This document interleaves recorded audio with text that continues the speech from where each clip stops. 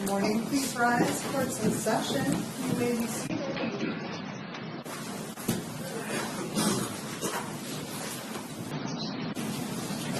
On the record, People versus Jasmine Willis, 18-207-307. Jasmine, in here?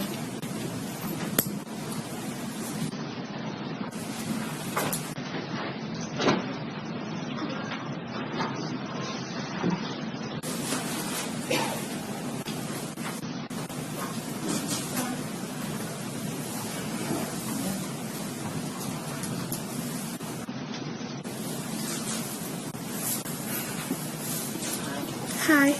There is no restitution due. Walmart must have recovered the property. If you run your criminal history and you correct that you don't have anything on it, it looks like you did have a prior retail fraud dismissed under Pharmaceutical Training Act. Earlier this year, you were on probation in Mason. Yeah. And this was this committed while you were on probation? Or? No, it wasn't. It was after I got off. Okay, so did you learn anything on probation?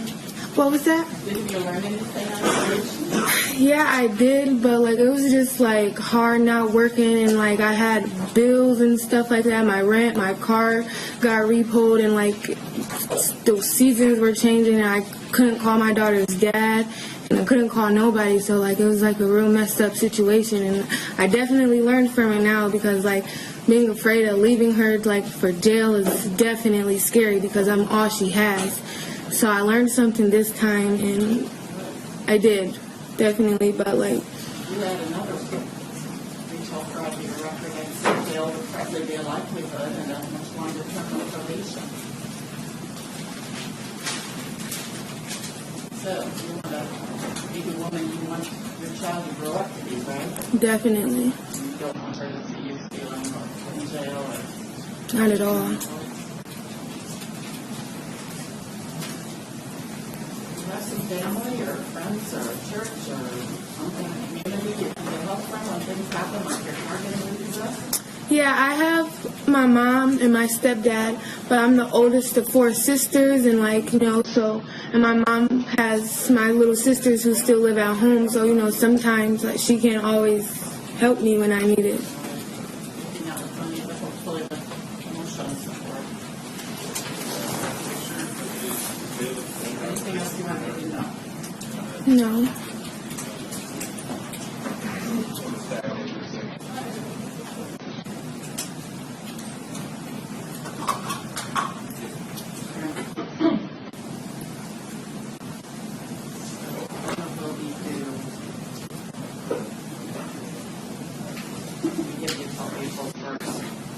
Okay. If you have trouble, we will work with you on payments. Okay. We have a collections person, we can go to the clerk's office, talk about payment anytime. Definitely can realize. Okay, thank you. You're welcome. Do you have any questions? No. Hey, Mr. Wilson is down. Good job. Anything else, please? I've got another one.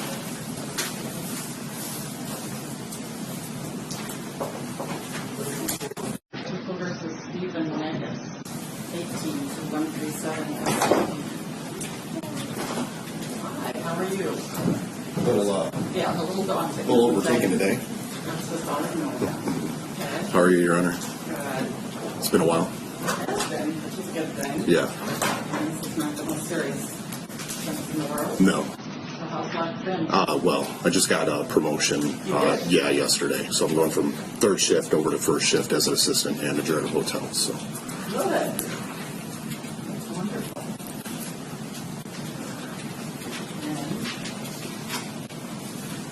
And I guess you learned some things on probation. Oh yeah. Oh yeah. It's alleged that on or about June 28th of 2018 in Newton County, Michigan, you did operate a motor vehicle on Lansing Road, a highway, while your chauffeur's license was suspended or revoked. Misdemeanor, maximum penalty, 93 days in jail, and $400 fine, possible vehicle motor you understand the nature of the charge and the maximum penalty? Yes, I do, Your Honor. You've read and signed your advice of rights form. Any question about your legal rights? No, Your Honor. How do you want to plead? Guilty, Your Honor.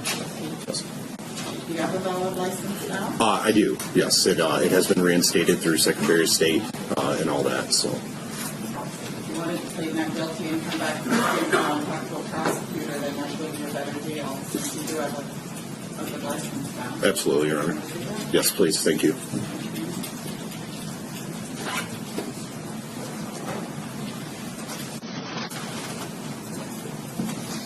About Thursday, February 21st or 28th? It's the 28th.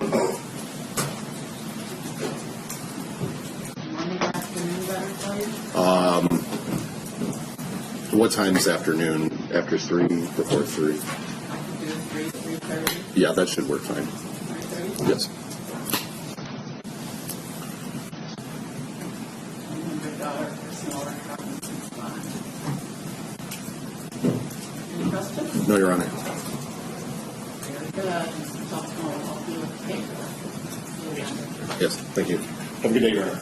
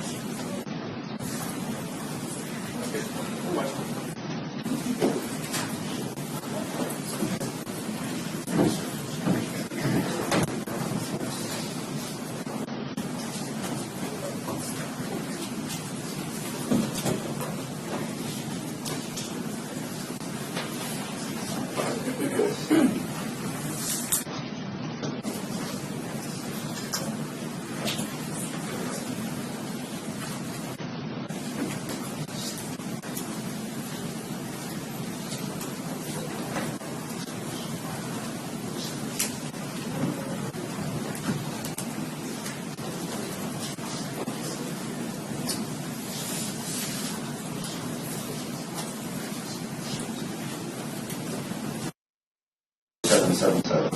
Thank you. Assistant Attorney General Christine Gracia, T674012.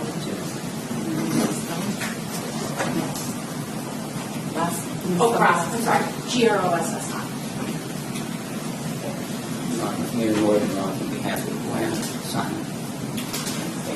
May it please the court, Your Honor, Lee Silver, co-counsel on behalf of Dr. Simon. Thank you. Thank you. These are agreeing to waive the 21-day rule Yes, Your Honor. or having a preliminary exam within 21 days of arraignment. Yes, Your Honor. Great. And I received a motion from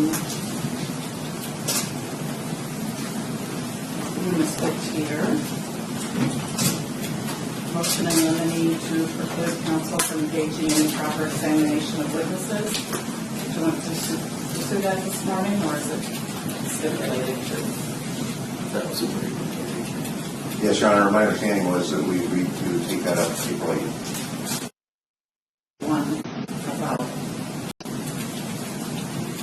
So it's just the motion to limit film and electronic media.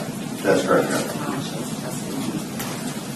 Your Honor, we do have a motion as well to make regarding Ms. Tomashaw's testimony that Mr. Teeter and I discussed would probably make sense to take up after Mr. Teeter's motion.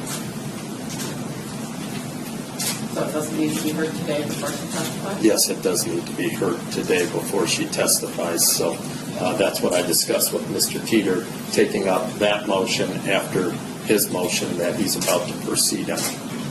Thank you. Thank you, Your Honor. Regarding the people's motion to limit film and electronic media coverage during the man of show's testimony, we prepared a written motion and tendered copy to the defense. We also filed a supporting brief. But case law is pretty clear. The court has the absolute discretion to do this in order to facilitate truth and the presentation of truth. We've consulted with Ms. Show. We do not object to audio coverage, but we do believe that it's inherently intrusive to put her photo and or video of her testimony, particularly in the sensitive nature of it, which involves the sexual assault. We ask the court to limit it to audio recording only. Any objection from the defense? No objection, Your Honor, assuming Ms. Tomashaw is permitted to testify. We want to, if she is going to testify, and that's the subject of my next motion, we want to make this as least difficult on her as possible. Okay, so I am ordering no video coverage of anything of Ms. Bombshell. Not even a hand, not even her dog. I do have a photo, Your Honor. House courage, and we are very, very sorry for the suffering that she has gone through at the hands of Larry Nassar. But her testimony in these proceedings, Mr. Teeter is going to call Ms. Tomashaw for the purpose, we believe, of having her recount in detail what happened during her exam with Larry Nassar on March 24, 2014, and have her relate all of those details in terms of what she told Christine Moore, who was the Title IX investigator investigating Ms. Tomashaw's complaint from Michigan State.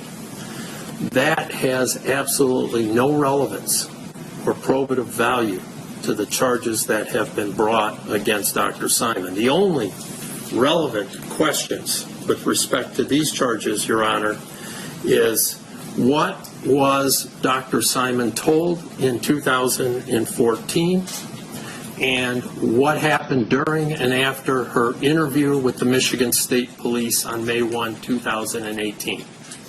Those are the only relevant questions here. Ms. Tomashaw has nothing of probative value to add on either of those questions. She never discussed her complaint or what happened during her exam with Mr. Nassar with Dr. Simon, and she obviously was not present and had nothing to do with the interview of Dr. Simon that was conducted by the Michigan State Police on May 1, 2018. The sole purpose, Your Honor, of the prosecution introducing the testimony of Ms. Tomashaw is to garner sympathy play to the hordes of media that are here and seek to stoke or inflame prejudice against our client, Dr. Simon, to cover up flaws that we believe are fatal to the prosecution's case. And this is exactly why, Your Honor, we have rules of evidence to prohibit or prevent exactly this type of thing from occurring. So because Ms. Tomashow has nothing of probative value to add to these proceedings, she should not be permitted to testify because her testimony would be irrelevant under Michigan Rule of Evidence 402. In addition, Your Honor, even if Your Honor somehow concludes Ms. Tomashaw's testimony is somehow relevant, which I can't fathom, and I don't believe is the case, but even if you conclude there is some shred of relevancy to what she has to add, her testimony should still be excluded under MRE 403 because its probative value would be substantially outweighed by its prejudice. It would be cumulative because other witnesses are going to be called during this preliminary exam who can testify regarding the details of her complaint, and it would cause confusion of the issues because this proceeding is not about whether or not Ms. Tomashow was sexually assaulted by Larry Nassar. It is not about whether Christine Moore, Michigan State, did an appropriate or proper investigation into her complaint. This proceeding is limited to whether or not Dr. Simon lied to the police during her interview with them on May 1st, 2018. And Ms. Tomashow has nothing to add on that, Your Honor. So our motion is to exclude her testimony on the basis of relevancy and on the basis of 403. Thank you.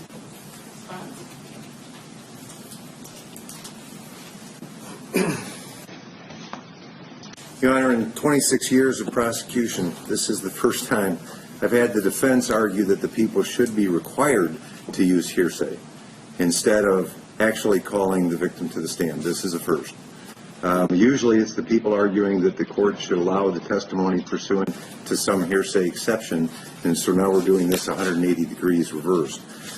Regarding relevance and probative value, our theory of the case is from 2011 through 2014, under the defendant's control, the Michigan State University had a culture of protect the brand. From 2005 to 2018, as president, her mission was for MSU to look good. The truth? MSU had an extremely poor record in handling sexual misconduct and sexual assault, and that's been well established. As the Department of Education Office of Civil Rights warned all colleges in 2011 through a Dear Colleague letter that said, you've got to do a better job of not only informing the campus, but training on the campus and responding to complaints of sexual misconduct. From that point, in 2012, the Office of Civil Rights received specific complaints against MSU and their handling of sexual misconduct complaints on campus and the poor way that they had responded. That investigation continued from that point all the way through until it was settled in 2015. So after all of what happened to Amanda Tomashow in 2014 and the initial investigation of Larry Nassar, the Office of Civil Rights actually visited MSU's campus in February of 2014 to follow up on those complaints. And in March, so the next month, Amanda Tomashow was assaulted by Larry Nassar. So what happened to her and how her report was mishandled by MSU, and that it went all the way to the defendant's desk before being swept under the rug, sets the motive for the defendant to lie. You see, we're required to prove not only that she made false statements, but those were intentional. This wasn't an accident, it wasn't a misstatement, it wasn't a misremembrance, it was a deliberate lie. And we're required to prove that, and part of that, although the motive is not required, has been exactly what she told us, which was, I didn't know until 2016, when the newspaper report came out, and then we were all, of course, shocked and appalled. That's not true. But once she started telling that lie, that there was a sports med doc under review, from that point forward, she has two choices. when she meets with us in 2018 is either lie to us or admit she'd lied to everybody else and expose herself and MSU to additional civil and possible criminal liability because the Office of Civil Rights investigation was going on at that point. The civil lawsuits had already been filed starting in 2016 and more of them in 2017, all the way up till she interviews with us in 2018. So all of that's going on all around the investigation that involved the Manitoba Show and how they specifically responded to it. We are not required to rely on hearsay. We're not seeking to rely on hearsay. We have the opportunity, and we don't have to rely on hearsay to show what Dr. Kovan knew because the victim will tell you what she told Dr. Kovan, which was her first report to an MSU staff person. She will also tell you what she told Christine Moore, who is the investigator for the Title IX department that responded to complaints against staff for either sexual misconduct or sexual harassment. And from that, we can piece together what Christine Moore knew in May of 2014, specifically May 15th, and then what Paulette Granberry Russell, the person in charge of the Title IX office, knew on May 16th, and then May 16th, Paulette Granberry Russell sends an email to the defendant. But not just then, she then turns around and meets with her again on May 19th. Thank you, Your Honor. Your Honor, may I just briefly respond? Very briefly. Thank you, Your Honor. You heard what Mr. Teeter said. He talked about Michigan State culture of sexual misconduct, Michigan State having a poor record of handling sexual misconduct claims. Talked about the Department of Education complaint. It is clear, Your Honor, what he is trying to do is put Michigan State on trial in this proceeding for the way Michigan State handles sexual misconduct claims. And that is my worst fear. We cannot get, it will be very difficult to get a fair trial, Your Honor, if this is a trial about putting Michigan State on trial. This is about the charges brought against Lou Anna Simon for lying to a peace officer. It has nothing to do with whether Michigan State appropriately or properly handled sexual misconduct claims, whether it had a culture of permitting sexual misconduct. That is not at issue here, and that's why he's trying to put Ms. Tomashaw on. And this is not about hearsay. This is about relevancy, Your Honor. Thank you. I do see Ms. Tomashaw as a step in the relaying of information that this case is about. What was told to whom and when did it get to Dr. Simon? So I think the testimony is relevant here. I also don't want to go too far into the MSU culture. I don't know if that's terribly relevant. So, Ms. Tomashaw will be allowed to testify with the limitations we set. We talked earlier about making opening statements. If you want to make opening statements, that would be fine. But I'm looking for this specific case with what Dr. Simon knew, what she should have known, what she relayed, and not a voluminous history about the culture of Michigan State, except that it's directly relevant to Dr. Simon's charges here. Thank you.